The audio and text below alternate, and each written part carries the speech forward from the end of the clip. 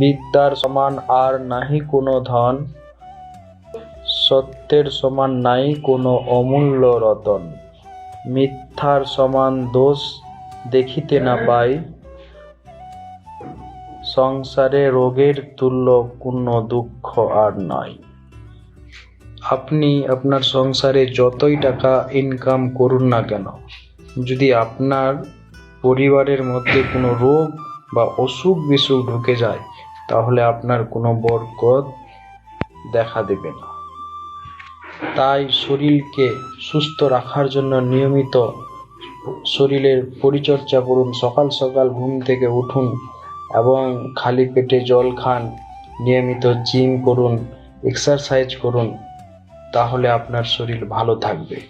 আর ডাক্তারের বাড়িতে গিয়ে আপনাকে অতিরিক্ত টাকা ব্যয় করতে হবে না, তাহলে আপনি সুস্থ থাকবেন এবং আপনার পরিবারও সুস্থ থাকবে।